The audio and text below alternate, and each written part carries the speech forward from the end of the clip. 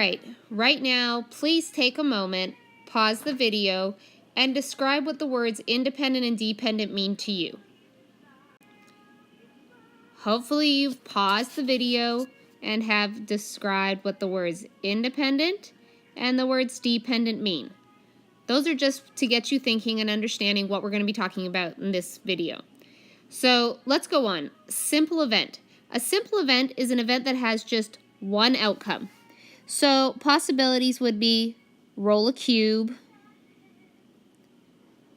pull a card,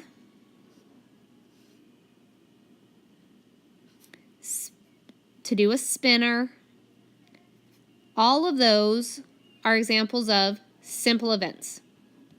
A compound event consists of two or more simple events. So example would be to roll a cube and do a spinner, or to pull a card and do it twice. Now, there are two types of events that occur. The first is an independent event. And hopefully you've noted that an independent event means to do something on your own. And so the independent event is the outcome of one event does not affect the outcome of the other event. And so we can take, if the example is spinning a spinner and then picking a card, the fact that I spun the spinner, whatever happens and comes up on the spinner is not going to affect what card I draw. So we would say the probability of A and B, we would take the probability of A and we would multiply by the probability of B. So the probability of spinning a certain color and times the probability of pulling a certain card.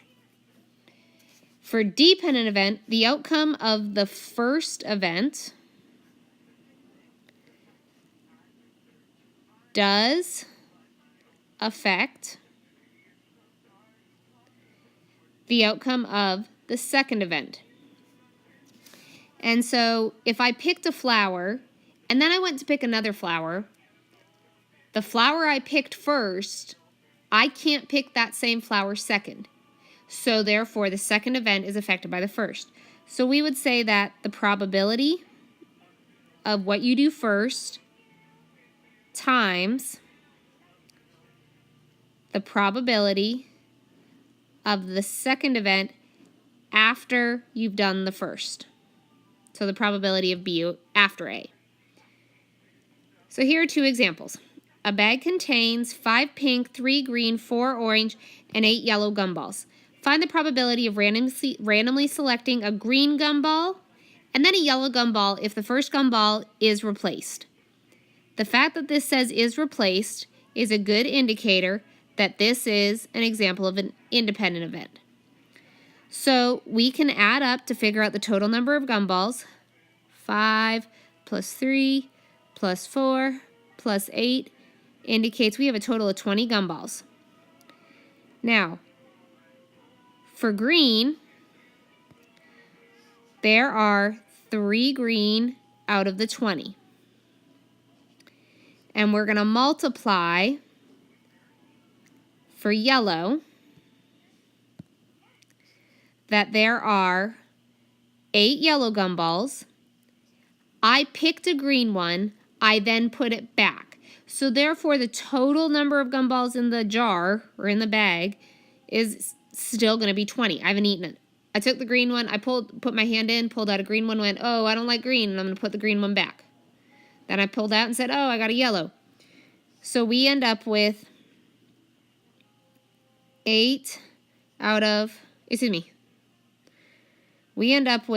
24 out of 400. Now, if you would like to convert that to a percent, you can, but you don't have to. And you get 6%. For the second one, 8 cards numbered 1 through 8 are placed in a bag. 1 card is selected at random and not replaced. The fact that it is not replaced is a good indicator. It is going to be dependent because whatever card I pick first, I cannot pick it again. So, another card is randomly selected. Find the probability that both cards are greater than 5. Well, the only numbers greater than 5 are 6, 7, and 8.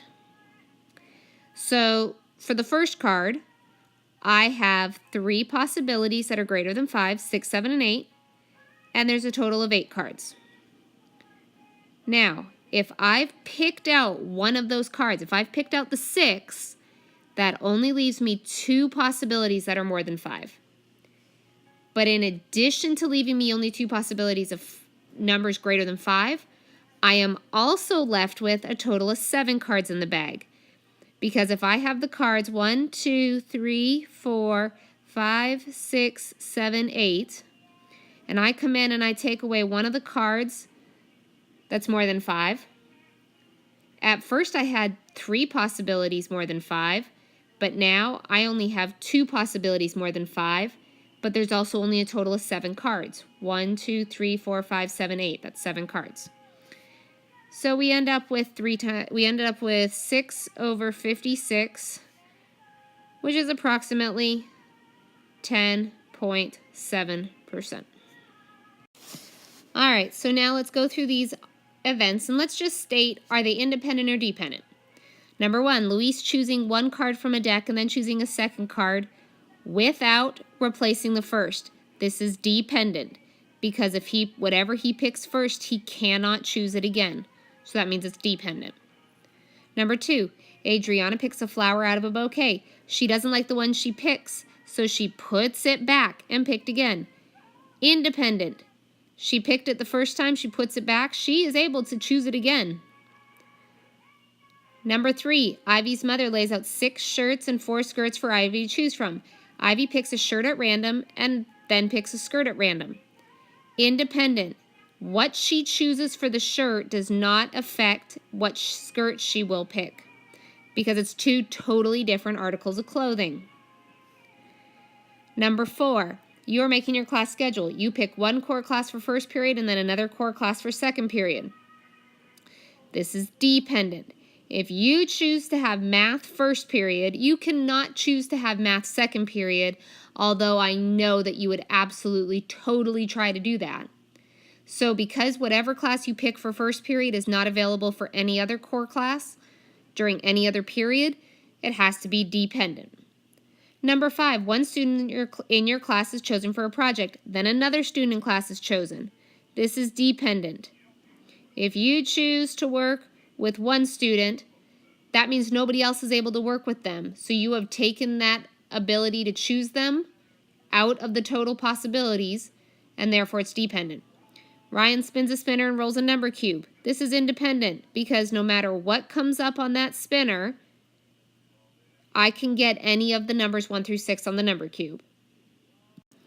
Okay, so going on to page 29, we have a fun-sized bag of M&Ms that contain the following 12 candies of different colors. Notice that the candies have already been organized by colors, and mine are color-coded because I just colored them in. So we're going to look at what happens to the probability, whether we replace it or not replace it. So the first one we want to start with is we're going to do the categories on the left. So we're going to talk about they are replaced. This means I took it out, I saw it, I didn't want it, so I put it back. So the first one says, what's the probability you'll pick a red candy twice?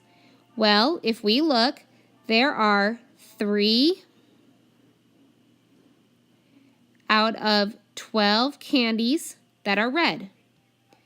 So I took one out, I looked at it and said, nope, don't like it, put it back.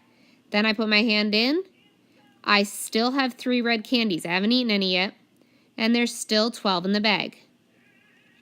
This means your probability would be 9 over 144. Again, you can convert these to percents, but I think fractions are a little bit easier. So now let's look at the second one. We are asked for the probability of pulling a yellow candy and then a green. Yellow is 2 out of 12 because 2 out of the 12 candies are yellow. Next we multiply by the green. And there are 2 out of the 12 that are green. This means that 4 out of 144 chances would give you yellow and then a green. Pulling a blue candy twice. So to pull a blue candy the first time, that's 5 out of 12. You looked at it, you said, nope, don't like it, put it back. And what happens? You pulled another blue. So we multiply by 5 over 12. This gives us a total of 25 over 144. And then last is a green candy followed by a blue candy. So the green candy is 2 out of 12. You didn't like that one, so you put it back, and you then pulled a blue candy, which is 5 out of 12. And that leaves you with 10 out of 144. Now, again, you are able to convert these to percents if you choose.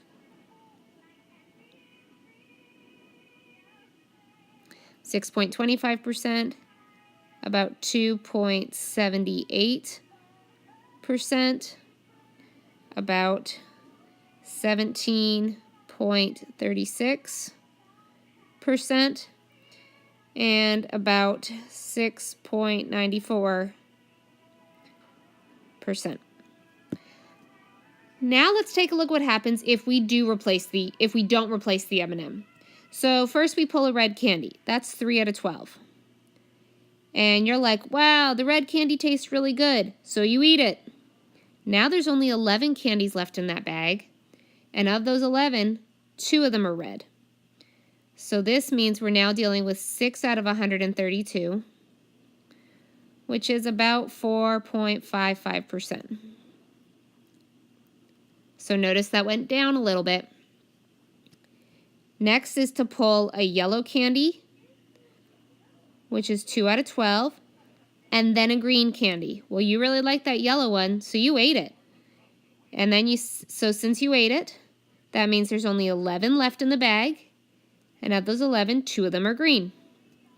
So we end up with 4 out of 132, which is approximately 3.03%.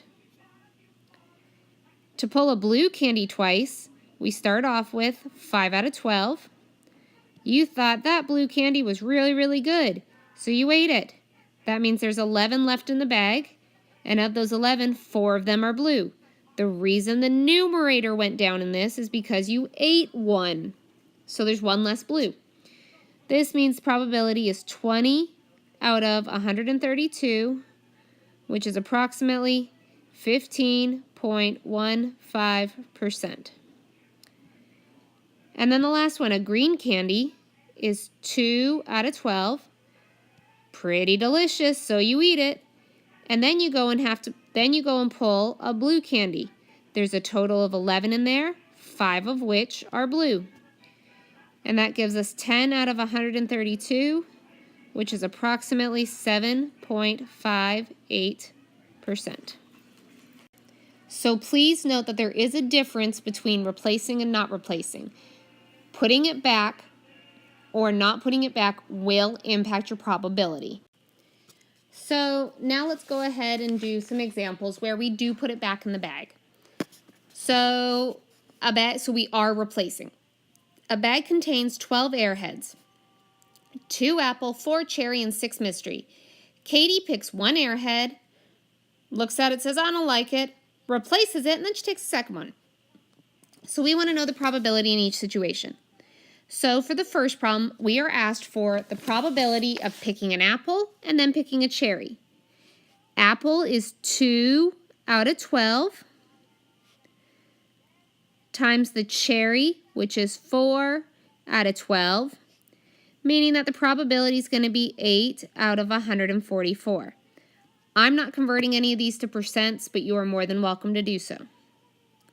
The second one, what's the probability of pulling cherry in a mystery? 4 out of 12 are cherry times 6 out of 12, which are mystery. This means 24 out of 144 chances of pulling a cherry and then a mystery. Now, what's the probability of picking something that is not cherry? Well, if we look, that means it's either apple or mystery, meaning there are 8 that are not cherry. So that would be 8 out of 12 that are not cherry times mystery, which is 6 out of 12. Again, because we are putting the airheads back in the bag, the total isn't changing when we do that second pick, or when she does her second pick. And she gets 48 out of 144. The probability of pulling an apple and then a mystery. 2 are apple times 6 out of 12 are mystery, meaning that a 12 out of 144 chances of pulling an apple and then a mystery. In any of these cases, we could simplify, but I'm pretty sure that y'all are not going to be jumping at the bit to get that. However, if you do simplify, totally okay to do so. So what's the probability of pulling a mystery and then a mystery? Well, there are 6 out of 12 that are mystery. You pulled one, said, I don't like it, so then you put it back, and you pulled another mystery. The second time you pulled, there were still 6 out of 12 mysteries in the bag. That means the chance of pulling it, or the probability of pulling it, is 36 out of 144. Pulling an apple and then something that's not mystery. Well, apple is 2 out of 12 times not mystery is going to deal with the apple and the cherry, meaning that there are 6 out of 12 that are not mystery. So therefore, there are 12 out of 144 that are chances of pulling apple and then not mystery. What's the probability of pulling cherry and then not cherry? The probability of pulling cherry is 4 out of 12 times the probability of pulling not cherry is 2 apple plus 6 mystery equals 8 that are not cherry. This means it would be 8 out of 12, so the probability is 32 out of 144. Now the last one, the probability of pulling not apple and not apple. So not apple means we're going to have the 4 cherry plus the 6 mystery, meaning there are 10 that are not apple. So that's 10 out of 12 that are not apple times 10 out of 12 that are not apple. So the probability is 100 out of 144. Now in this case, or any of these cases, where we were looking for not a flavor, I did all through addition. You also could have taken the total of 12, and in this case subtracted 2 apple and giving you 10. Both will work, both are fine. And finally, the last page of your probability book. Let's take a look at what happens to probabilities, or let's calculate the probability when we don't put it back. We take one out, leave it out, and then take another one. Frederick places the 11 cards below in a bag. He draws one card, does not replace it, and then draws another card. Find the probability of each event. Well, first thing I'm going to do is I want to know that there are 1, 2, 3, 4, 5, 6, 7, 8, 9, 10, 11 total. Because we know we're going to need the total because we're still talking about part over whole in an essence. So in looking at this, the first one, what's the probability of pulling an M and then another M? So when I pull that first M, there's 2 M in mathematics out of 11. So if I take away one of the M's, that leaves me with 1 M remaining and 10 cards because we took one of the M's away. That means we have a 2 out of 110 chance of pulling an M and then another M. For C and S, we have a 1 out of 11 chance of pulling a C. Take it out, and now you'll notice that you have one S, and there's only 10 cards remaining. Therefore, your probability is 1 out of 110 that you'll pull a C and then an S. For what's the probability of pulling a T and an H? Well, 2 out of the 11 are the letter T times 1 H out of the 10 remaining. You took away one of the T's, so that leaves you only 10 remaining cards. Gives you 2 out of 110. If you want to simplify, go for it. That's totally okay to do, but you do not have to. Find the probability of A and then an M. So the letter A is 2 out of 11 times, there are 2 M's, but there are now only 10 cards. Therefore, the probability of pulling an A and an M is 4 out of 110. Once again, you're more than welcome to convert these to percentages, but you are not required to. Next, find the probability of pulling an E and then an R. There's 1 E out of 11, and then you pull the second one, and out of that 10 cards, there are no R's. In the word mathematics, there are no R's, so we put a 0 in place of that. Therefore, the probability of pulling an E and then R is 0 out of 110, because you can't pull it because there is no R. So for probability of pulling an A but not an H, when you pull the A, that's 2 out of 11.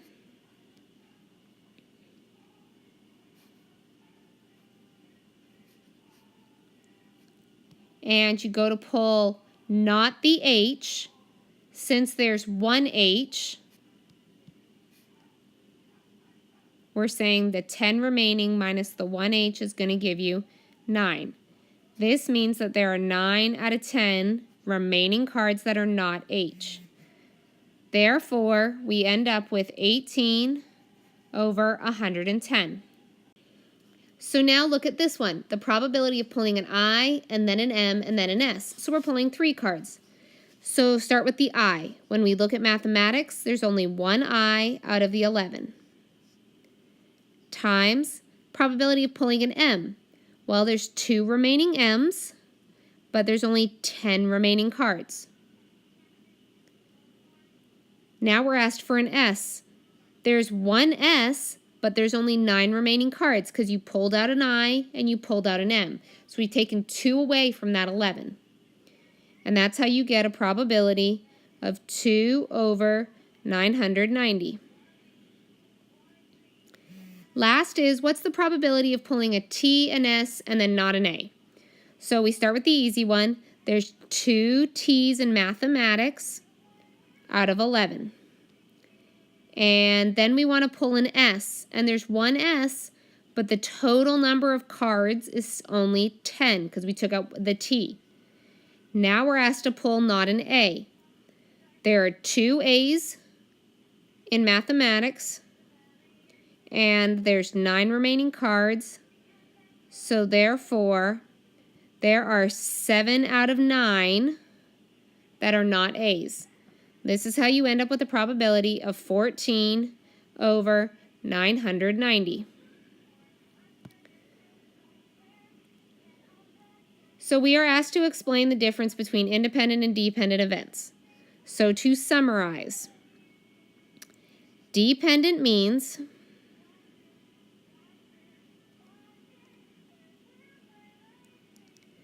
the second event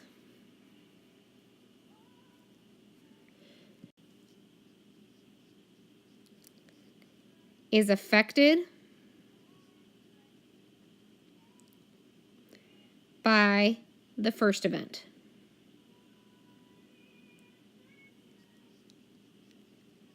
The example for this would be page 31, because whenever we took out a card, the total value changed. Therefore, the second card total was affected by the first card. Independent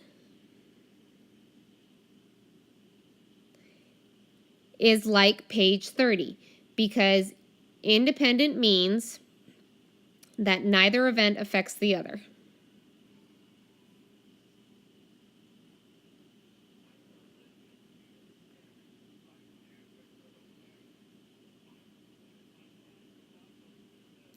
So if you need to note, page 30 are independent events, page 31 are dependent events.